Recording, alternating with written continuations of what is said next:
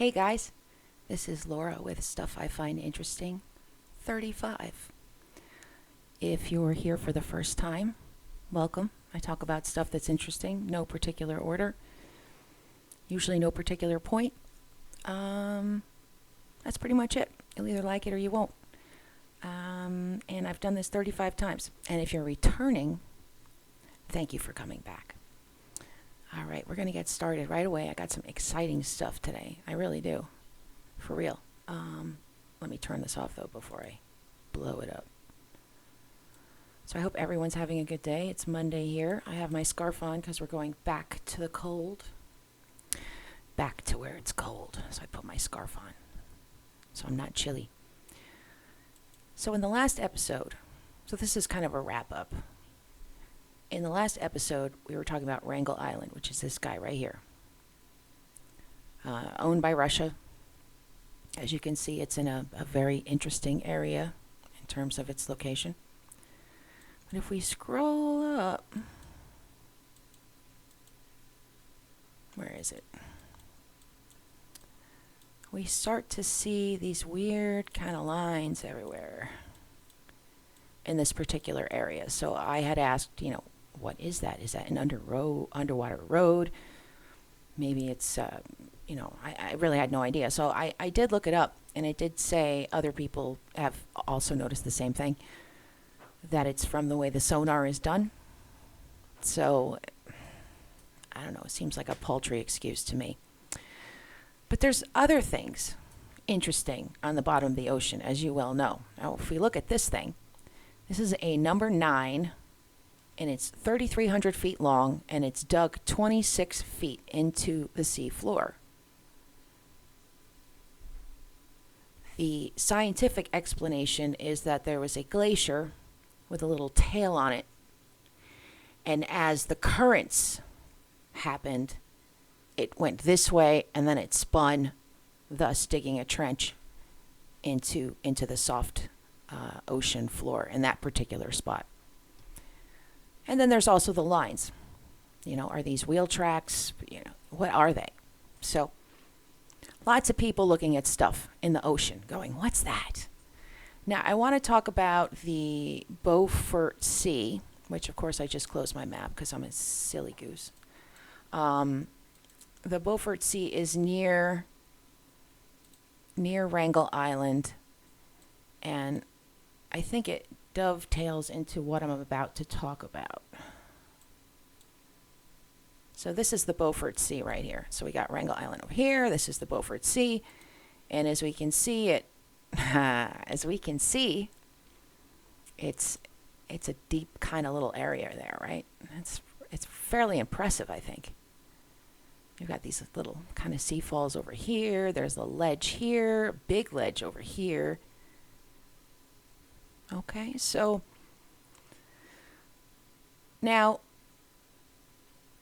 11,500 years ago, this area in the southern part was nearly ice-free.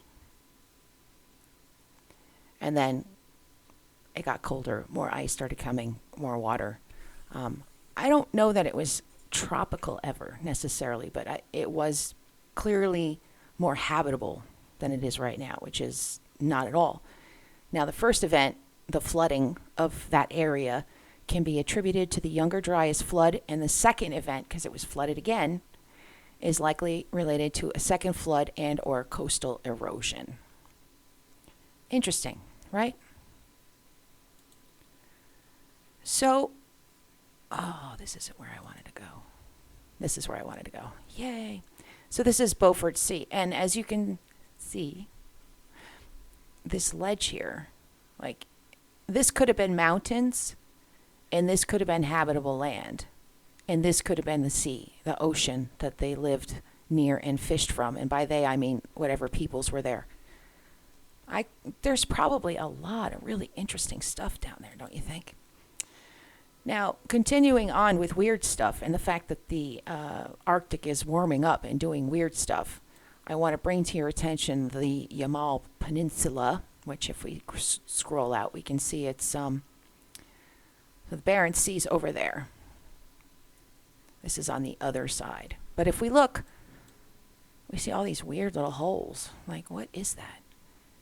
Well, remote sensing is just showing that there's significant warming in certain spots where these holes are. And they're thinking that maybe it's methane, but they're not really sure.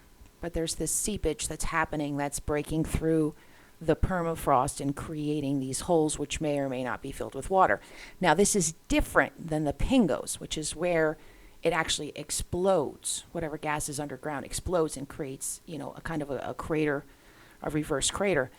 This is a little different. This is seepage through this this spot, which I'm thinking it was probably swampy at one point, and it froze, and now it's unfreezing, and the swampiness is doing whatever swampiness does when it thaws. Now, a brown bear has been spotted on Wrangle Island for the first time ever in known history. No bones of brown bears have been found there. No brown bears have been seen there until 2022, a Russian study. Some guys were out there checking the ice, and lo and behold, there was a brown bear. So there's going to start to be some interspecies stuff going on as some animals move north. Now, also interesting, and this is in the same area. They found a 30-foot, what is this thing? Oh, 17-foot sea cow. That's big, right? So I just bring that up. And then they found a 30-foot one too. So I just bring that up to show that there's a lot that we don't know about that northern area in the Arctic, and that the Arctic is not as dead as we might think. Now, the guy who discovered this, his name was George Wilhelm Steller, and he was the first European to step foot in Alaska. He was marooned there for nearly 9 months after his boat ran aground, but he discovered several spectacular animals, many of which would be named after him. He ended up dying of scurvy. It looks like he has a very interesting history, because it says his story, equal parts tragedy and dark comedy, is largely unknown. Steller's life veered from the halls of the Bavarian academia to shipwrecks on remote Aleutian islands. He loved animals and was chiefly responsible for one notable extinction. And he mystifies scientists to this day with a detailed description of an animal no one has ever seen again: Steller's sea ape. We're definitely coming back to that another time, but I don't want to get sidetracked from this. Now, he was stranded here. So actually, when we say it was Alaska, it was like way far out Alaska. It's practically Russia at this point. But these are the Commander Islands. And it looks like some of it was GPSed in the winter, and some was GPSed in the summer. It looks like there's some greenery there, but, who knows? I don't know. Like when I go like this, and then I go like this, I get pictures like this. I mean, that's kind of pretty, right? If it starts to become more habitable, I mean, you can bet a lot of people are going to move there. I mean, look, that's lovely. It's lovely for a very brief period, though. It gets very bitterly cold. It's very windy. It's a harsh environment. And it's so remote. It's like in the middle of nowhere. Okay, so moving on. The Adventures of Arctic Andy. Arctic Andy is a guy who talks about the Arctic, and this is a good read about the currents that I was talking about with the number 9 that was carved, and the sea ice, what it's doing, the water, what the water's doing. So there's like warm currents and cold currents, and they're mixing in weird ways and rising and falling, and he goes into all of this. It's way over my head, and it's in this area, this whole area up there in the Arctic. So definitely worth a look-see if you're into this kind of thing. I'm not going to go into it right now, but I found it to be a solid read. I like to introduce science with my ridiculousness, you know what I mean? I mean, the two could coexist, right?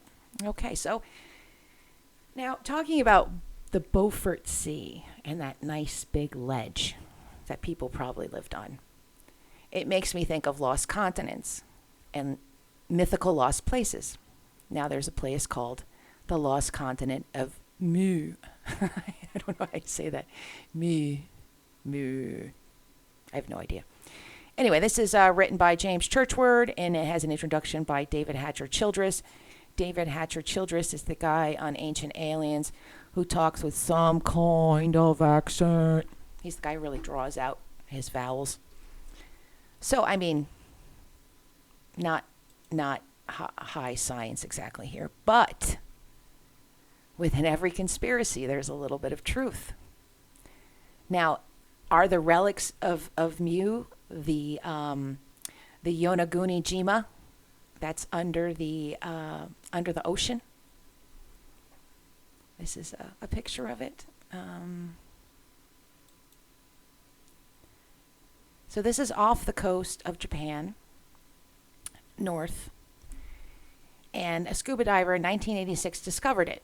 And he was like, could you imagine coming up across this thing? You'd be like, what the And the reason why it had not been necessarily discovered before is because the currents there are very, very fast.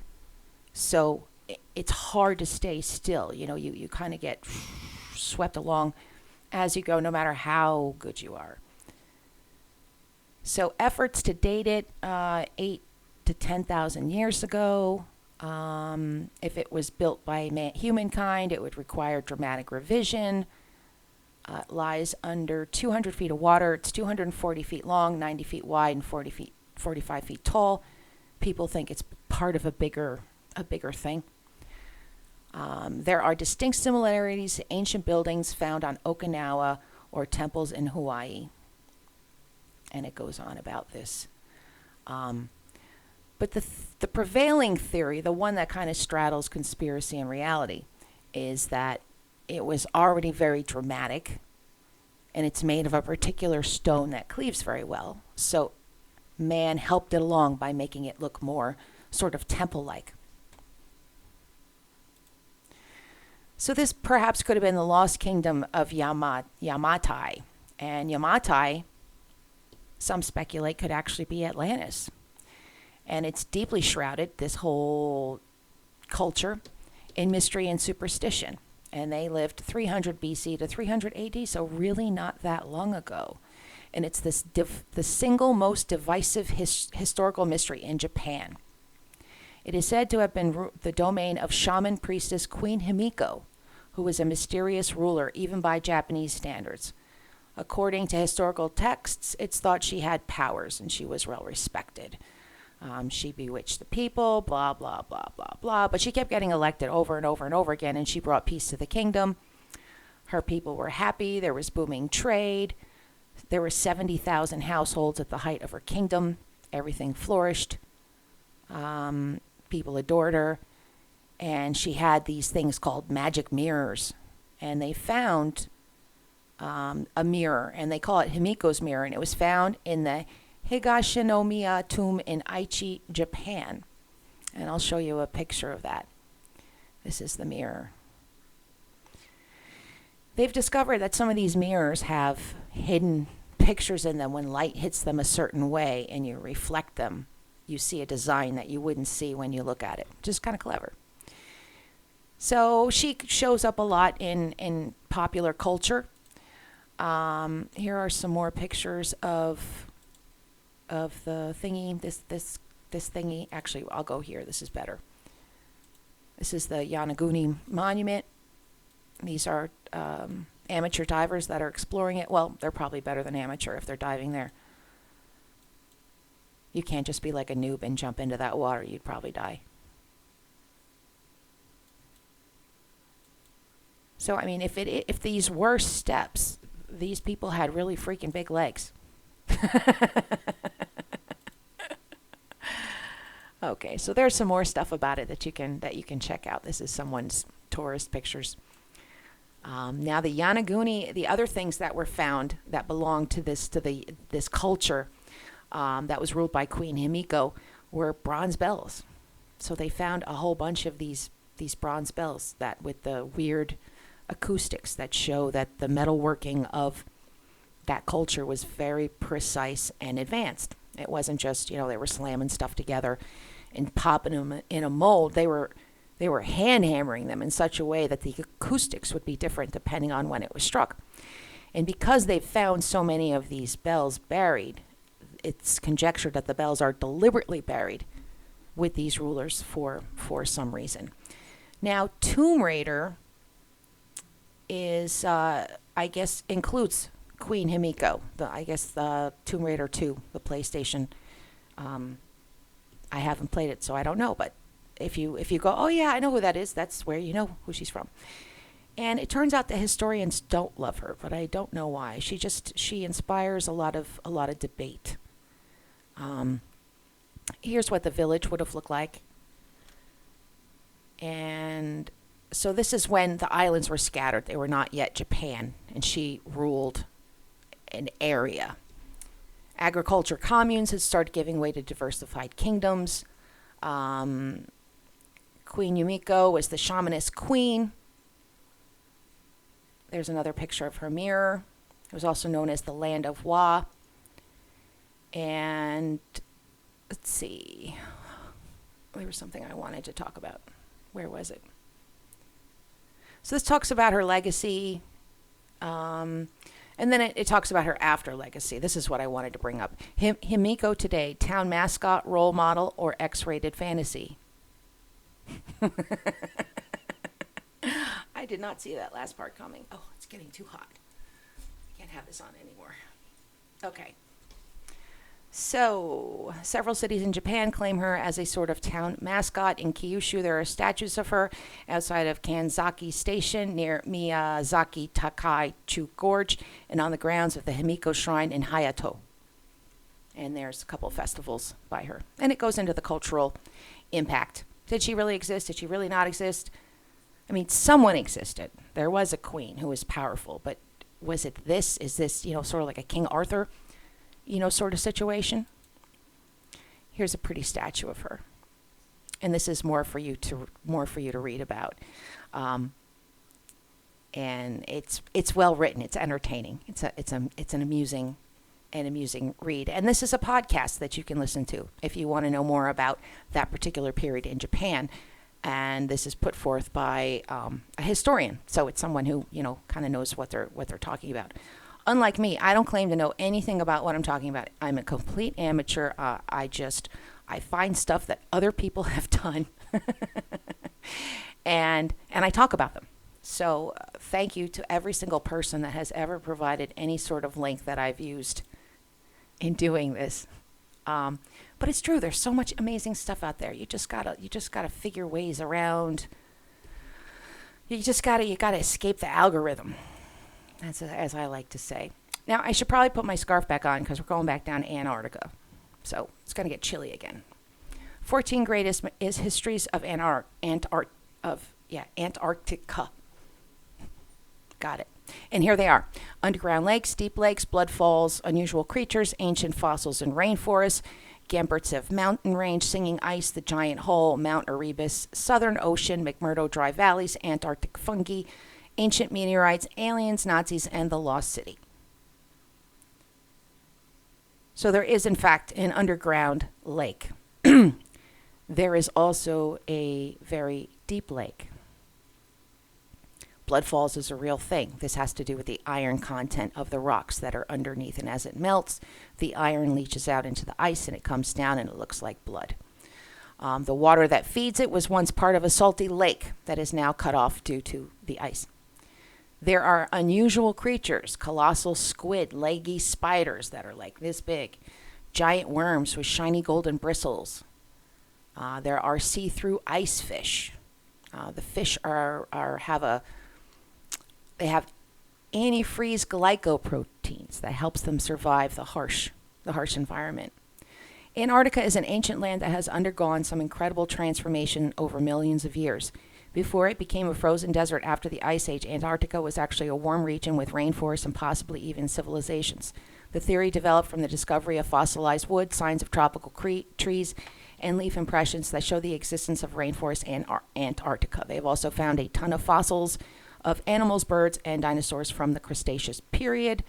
They've uncovered a beetle species that lived 20 million years ago, blah, blah, blah, blah, blah. So it goes into that.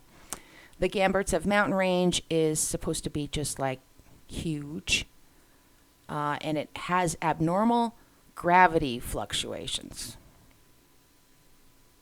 And, oh, great, I didn't want to book a trip. And it talks about how it formed, and I guess there's that it shouldn't exist. It should have eroded away, and it didn't. There's a mountain where a mountain shouldn't be, and it baffles scientists. The ice sings. Let's see if we can hear it singing.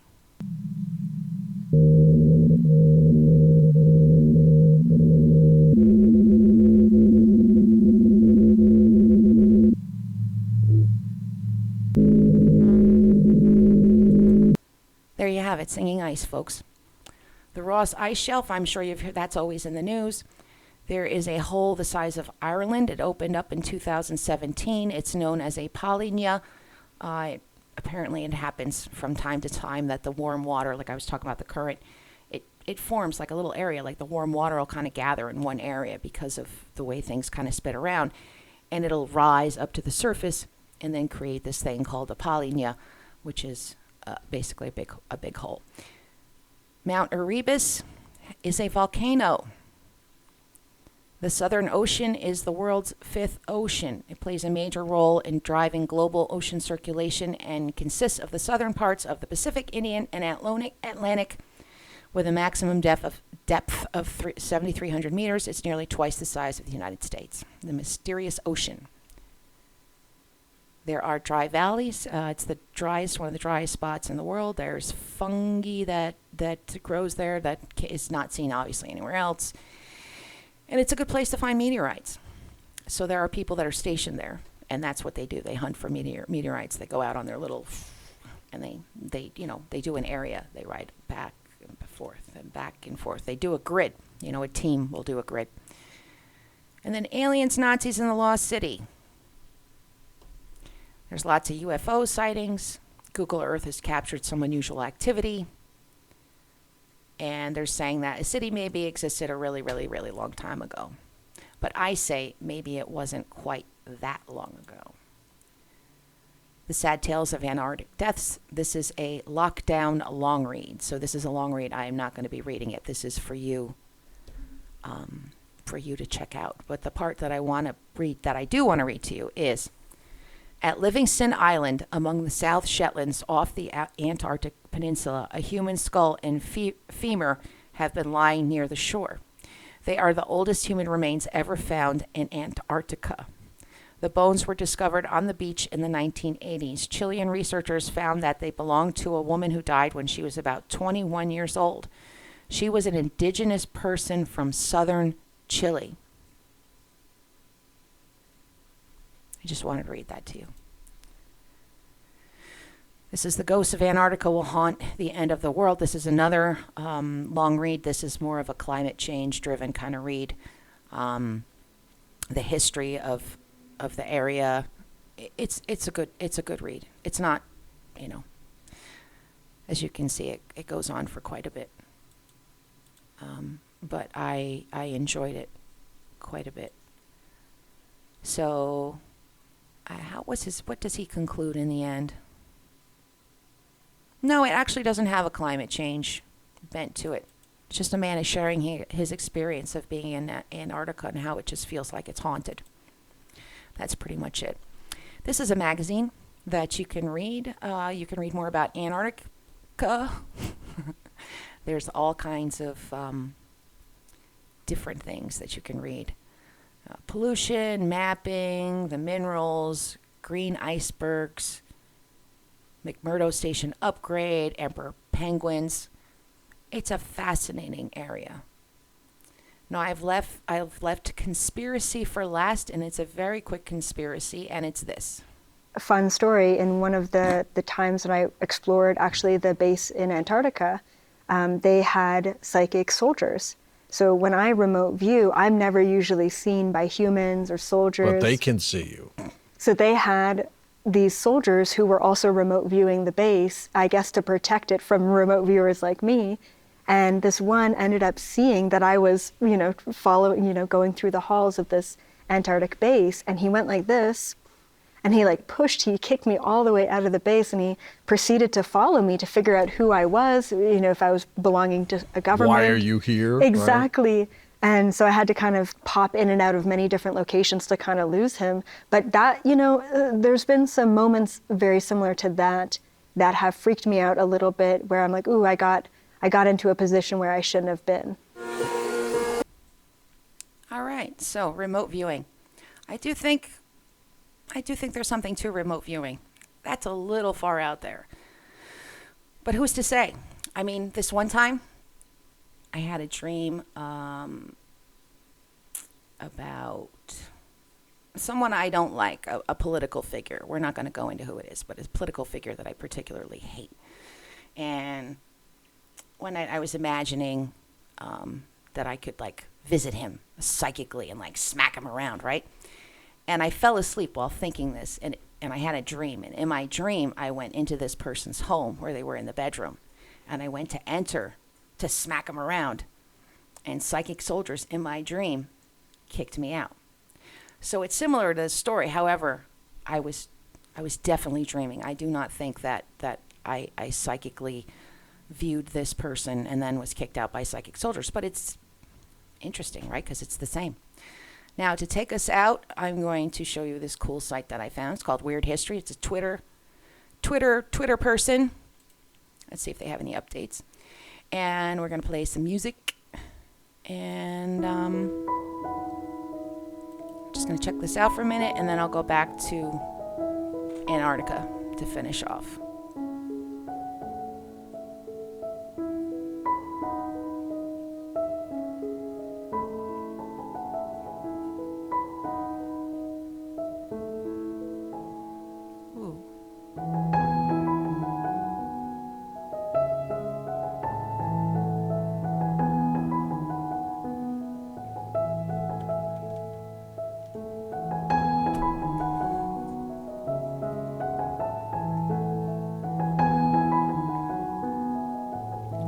All that brass.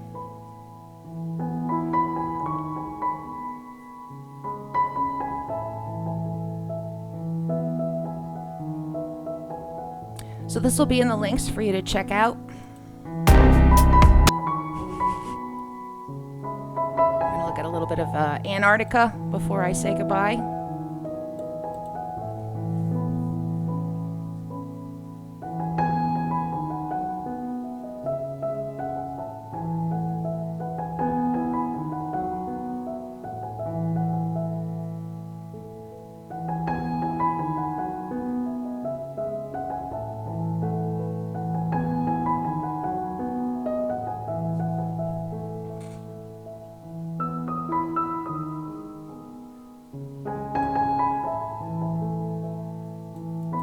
Alright guys, this is where I check out.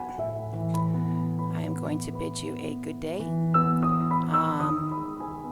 I'm going to get ready for this big ass snowstorm that's supposed to be coming in. So, again, thanks for watching.